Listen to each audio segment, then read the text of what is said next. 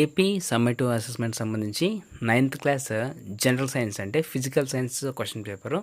So ఈ paper వచ్చేసి చాలా అంటే చాలా ఇంపార్టెంట్ క్వశ్చన్ పేపరు. సో ఈ పేపర్ అనేది స్కిప్ చేయకుండా ఎండ్ వరకు చూడండి. అలాగే ఈ పేపరు అండ్ మీకు 10th క్లాస్లో పేపర్ ఈక్వల్గా ఉంటాయి ప్యాటర్న్ అయితే. సో సేమ్ అక్కడ 9th క్లాస్ 10th క్లాస్లో ఏమైతే ఉంటుందో 9th క్లాస్లో కూడా సేమ్ ప్యాటర్న్ అయితే ఉంటుంది. మీకు ఆ సిలబస్ ఆల్రెడీ పెట్టడం జరిగింది. ఒకసారి ఆ సిలబస్ ప్రకారం అయితే చూసుకోండి. ఈ క్వశ్చన్స్ అనేది కూడా రిపీట్గా వచ్చేవే. సో డెఫినెట్గా అయితే మీరు రేపు రాసే ఎగ్జామ్లో అయితే ఎక్స్పెక్ట్ చేయొచ్చు. సెక్షన్ 1లో చూస్తే కనుక మీకు మొత్తము 1 మార్క్ 8 ఉంటాయి. సో 8 1 జా 8 అనమాట. ఇవన్నీ కూడా చూసుకోండి. సో డెఫినెట్గా అయితే మీరు ఇందులో నుంచి తప్పకుండా అయితే ఎక్స్పెక్ట్ చేయొచ్చు. దీనికి సంబంధించిన కీ అయితే నేను పెట్టే ప్రయత్నం చేస్తాను. అలాగే ఇవన్నీ కూడా రిపీట్గా అడిగిన క్వశ్చన్సే.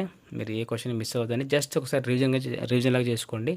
ఈ పేపర్లో మీరు ఎంతవరకు చేయగలుగుతున్నారు ఆన్సర్లు అనేది ఒకసారి చెక్ చేసుకోండి. అండ్ సెక్షన్ 2లో చూస్తే కనుక మీరు మొత్తం రాయాల్సిన క్వశ్చన్స్ మొత్తం 3. So each question carry 2 marks అనమాట. 3 2 జా 6. ఇవన్నీ కూడా చాలా ఇంపార్టెంట్ క్వశ్చన్సే. సో మ్యాక్సిమం ఏంటంటే మనకు ప్రీవియస్ పేపర్స్ నుంచి ఎక్కువ అవడానికి అయితే స్కోప్ అయితే ఉంటుంది. కాబట్టి ప్రీవియస్ పేపర్ని ఒక రెఫరెన్స్లో తీసుకొని ప్రతి క్వశ్చన్ని కూడా బాగా ప్రాక్టీస్ చేసుకోండి. అండ్ సెక్షన్ 3లో చూడండి, మీకు మొత్తము 3 ఉంటాయి questions. Each one carry 4 marks. 3 4 జా 12 అనమాట. దీంట్లో diagram based questions and information skills అయితే ఉంటాయి.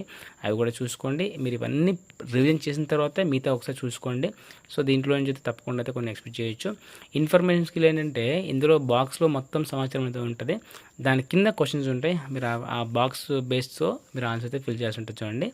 సెక్షన్ 4లో మీకు మొత్తం 3 క్వశ్చన్స్ అయితే మీరు రాసి ఉంటుంది. అంటే మొత్తం మీకు ఇక్కడ ఇంటర్నల్ చాయిస్ అయితే ఉంటుంది చూడండి. అంటే మొత్తం 6 క్వశ్చన్లు ఉంటాయి. దీంట్లో మీరు రాసింది కేవలం 3 మాత్రమే.